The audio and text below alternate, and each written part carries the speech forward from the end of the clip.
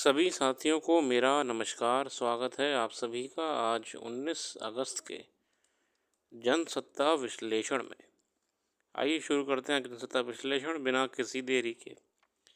प्रथम पृष्ठ पे हमारे सामने कोलकाता आरजी मेडिकल कॉलेज में हुई रेप की घटना को लेकर आर्टिकल है, जिसमें हमें ये पता लगा है कि माननीय उच्च न्यायालय सर्वोच्च न्यायालय ने स्वतः संज्ञान में रहते हुए अपनी निगरानी में इस केस को ले लिया है।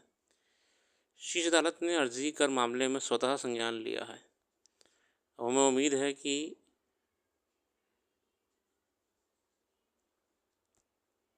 आगामी दिनों में न्याय मिलेगा और हमारी डॉक्टर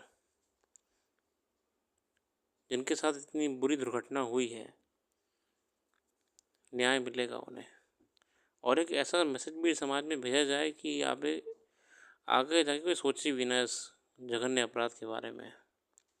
अगला आर्टिकल है, जयशंकर साहब हमारे कुवैत गए हुए हैं, मुलाकात करी है। जयशंकर ने कुवैत के प्रधानमंत्री और युवराज से मुलाकात की है।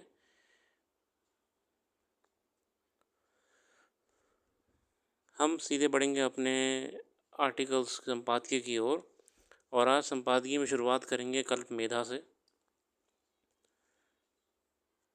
स्वयं को कार्य में लगाए रखें और जीवन में बिना परिश्रम के कोई भी समृद्धवान नहीं होता। भूमि अगर उर्वरा है फिर भी उसमें बिना खेती के अच्छी फसल पैदा नहीं होती है। मतलब समर्थ देखिए तभी काम में आएगा जब आप उस पर कार्य करेंगे। प्लाटो साहब ने ये कहा है, तो काम करना ही पड़ेगा हमें जीवन में कुछ बेहतर पाने के लिए। पहला लेख है बरसात से बढ़ती तबाही, और यह लेख लिखा है योगेश कुमार गोयल साहब द्वारा। पिछले कुछ दिनों से देश के कई राज्यों में मानसून आफत बनकर बरस रहा है। भारी बारिश के कारण केरल के वायनाड में हुए भूस्खलन में 300 से ज़्यादा लोग को जान गंवानी पड़ी है। कई गांव तबाह हो गए। हिमाचल और उत्तराखंड में लगातार बादल फटने की घटनाओं से तबाही का मंजर देखा जा रहा है। विभिन्न राज्यों में कावेरी, कपिला सहित कई नदियां खतरे में निशान से ऊपर बह रही हैं। मौसम विभाग के मुताबिक भारत के मुख्य मानसून क्षेत्र, जिसमें देश के अधिकांश वर्षा आधारित कृषि क्षेत्र शामिल हैं, इस मौसम में सामान्य से अधिक वर्षा होने के अनुमान है। मतलब कि ये अच्छी बात भी है, भारत में मानसून का ज़्यादा होना फसलों के लिए ठीक रहता है, मगर समस्या बाढ़ की आ जाती है। केरल, हिमाचल, उत्तराखंड, महाराष्ट्र आदि सहित कई राज्यों में भारी बारिश से जनजीवन अस्त व्यस्त रहता है। पहाड़ों पर समस्या आती है। असम सहित पूर्वोत्तर इलाकों में बाढ़ का रौद्र रूप पिछले दिनों देखा जा चुका है। भारी बारिश के कारण कई इलाकों का संपर्क एक दूसरे से कट गया है। एक और जहां पहाड़ पर मानसूनी आफत बरस रही है, वही मैदानी इलाकों उमस भरी गर्मी से परेशान है। इस मानसून की दगाबाजी कहें या पर्यावरण असंतुलन का दुष्परिणाम कि मानसून से होती तबाही की तीव्रता साल दर साल बढ़ रही है। लेकिन अब कितना बढ़िया लेखक ने हमारा ध्यान केंद्रित करा है कि वो हमको पहाड़ से लेकर ज़मीन तक ले आया। लेखक साहब ने हमको बताया कि पहाड़ों पे क्या हो रहा है कि भूस्खलन होने से और पहाड़ों पे जितनी नदियाँ या जलाशय बने हुए हैं, वो उफान में आ जाने से नीचे के रहने वाले रिहायशी इलाकों में जहाँ पे लोग रहते हैं, त्रासदी और संकट सब स्थिति उत्पन्न हो गई है ना। जो जलाशय मान लीजिए पहाड़ों पे ऊपर होते हैं, ठीक है, थोड़ा समझने का प्रयास करिएगा। ऐसी मैं एक काल्पनिक सा पहाड़ बनाने की कोशिश कर रहा हूँ। वैलीज, घाटियाँ जिन्हें हम कहते हैं, जैसा असम में देखा जा रहा है और कई पहाड़ी क्षेत्रों पे, हिमाचल प्रदेश में देखिए आप कितना त्रासदी आ जाती हैं। तो बारिश की वजह से वहाँ पे कतई जीवन तो अस्त व्यस्त हो ही जाता है। और वहीं पे दूसरी तरफ मैदानी क्षेत्रों में जहाँ नदियाँ हैं, वहाँ बाढ़ की स्थिति आ जाती है। और जहाँ पे ऐसा कुछ भी नहीं है, वहाँ पे उमस हमको परेशान कर देती है ना। हमारी फितरत कुछ ऐसी ही हो गई है कि हम किसी भी छोटी बड़ी आपदा के उत्पन्न होने की प्रबल आशंकाओं के बावजूद उसे निपटने की तैयारी नहीं करते। इसलिए बदइंतज़ामी और प्रकृति के बदले मिजाज के कारण अब प्रतिवर्ष प्रचंड गर्मी के बाद बारिश रूपी इस राहत को देश भर में मानसूनी आफत में बदलते देर नहीं लगती है। वर्ष भर रेन हार्वेस्टिंग का शोर बहुत सुनते हैं, लेकिन ऐसी योजनाएं सिर्फ कम ही चढ़ती हैं। देखिए, ये तो विडम्बना सरकार के लिए है ही है कि सरकार को ये सब करना चाहिए, है ना। दुनिया भर की हम चीज़ें पढ़ रहे हैं। रेन वाटर हार्वेस्टिंग कब से पढ़ रहे हैं? रेन वाटर हार्वेस्टिंग बचपन से एनसीईआरटी में पढ़ते आ रहे हैं, मगर मुझे तो दिखता भी नहीं कि सरकारी बिल्डिंगें रेन वाटर हार्वेस्टिंग अपना भी रही हैं। और है भी तो बहुत ही कम बिल्डिंगें हैं। बिल्डिंग कोड में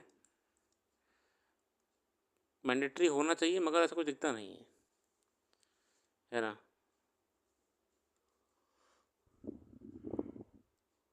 गर्मियों में हम सब पानी को तरसते रहते हैं, फिर मानसून में पानी से परेशान हो जाते हैं।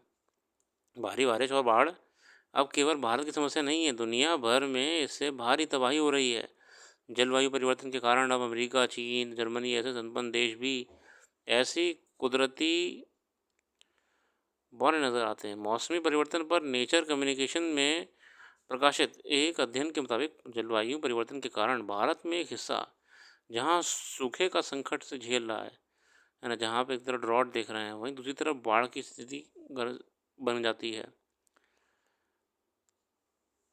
देखिए, लगातार इस लेख ने हमारा ध्यान एक बड़े मुद्दे पर केंद्रित करा है, जिसे हम कहते हैं प्लानिंग।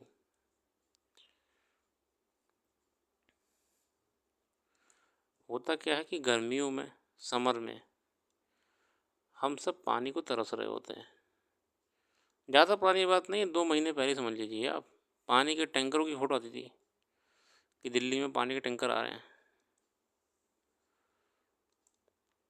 थोड़ा सा बारिश शुरू हो जाती है, रेन, मानसून, तब पानी नालों में बह रहा होता है, सड़कों पे पड़ा होता है पानी, मतलब, है ना, सड़कों पे पड़ा होता है, बिल्डिंगों से गिर टपक रहा होता है झरने की तरह।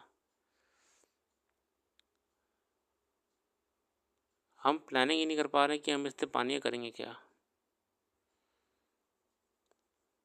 स्टोरेज नहीं कर पा रहे हैं। स्टोरेज करें तो कहाँ करें, कैसे करें? प्लानिंग की सबसे बड़ी समस्या है भारत में, है ना। और ये चक्र चलता रहता है, ये चक्र चलता रहता है हमेशा। पहाड़ों पे भी हम जानते हैं कि पहाड़ों पे पेड़ों का होना कितना ज़रूरी है। जानते हैं कि पेड़ों के कटान से जो ढाल है पहाड़ की, उसकी मृदा कमज़ोर हो जाएगी, मगर फिर भी हम भारी मात्रा में पेड़ों को काटते रहते हैं। फिर जब पेड़ कट जाते हैं और कोई भी प्राकृतिक चीज़ होती है, जब बारिश वारिश मान लीजिए, जब हकीकत में बल पड़ता है ऊपर से, तो पूरा पूरा पहाड़ का हिस्सा नीचे ढह जाता है, जिसे हम आपदा कह देते हैं, और लोग उसमें दब के मर जाते हैं, या सड़कें, रोडें नष्ट हो जाती हैं। ये हम जानते हैं कि पहली बात तो लैंडस्लाइड वगैरह को रोकना इतना आसान नहीं है।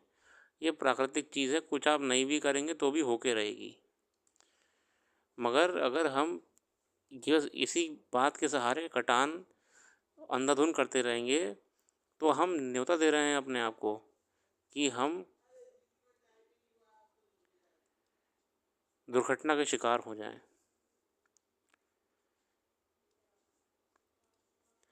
है ना। प्लानिंग की बहुत ज़रूरत है,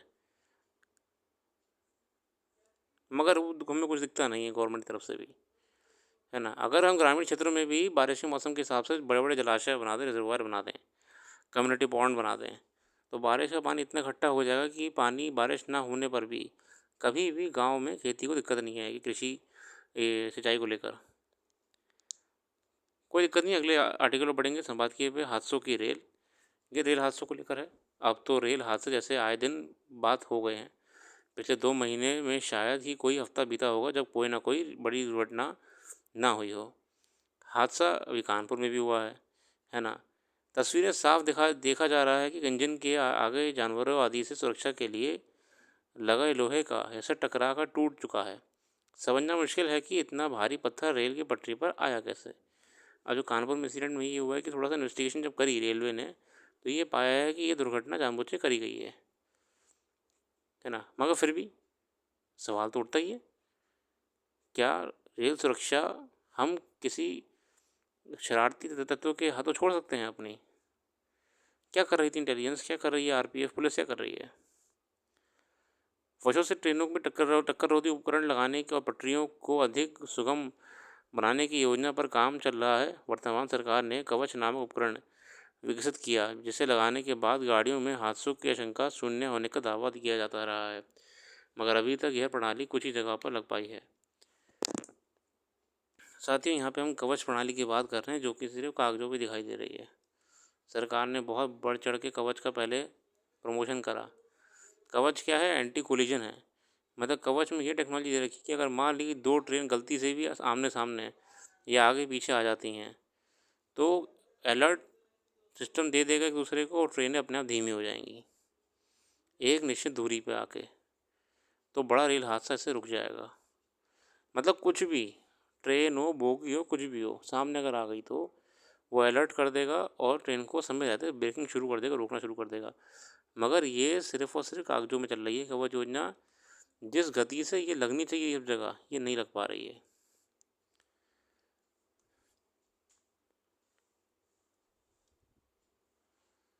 पिछले वर्षों में रेल स्टेशन की चमकने पर जोर तो खूब दिया गया, इसमें निजी कंपनियों को भी शरीक किया गया। रेल भाड़े में बढ़ोतरी की गई, वरिष्ठ नागरिकों को मिलने वाली छूट समाप्त कर दी गई।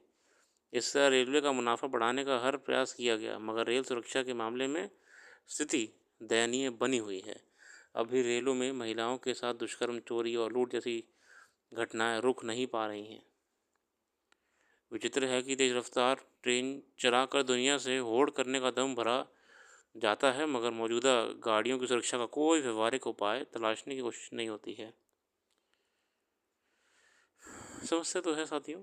अगला आर्टिकल है बाढ़ कुप्रबंधन।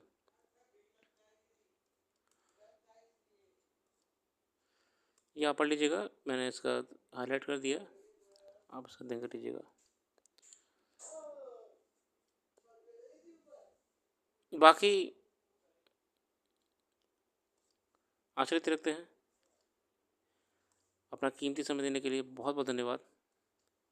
कल फिर आएंगे नई वीडियो के साथ, और जो भी करंट अफेयर्स हम डिस्कस नहीं कर पाए हैं वो आपको हमारी वेबसाइट पर मिल जाएगी। कल फिर आएंगे नई वीडियो के साथ। धन्यवाद।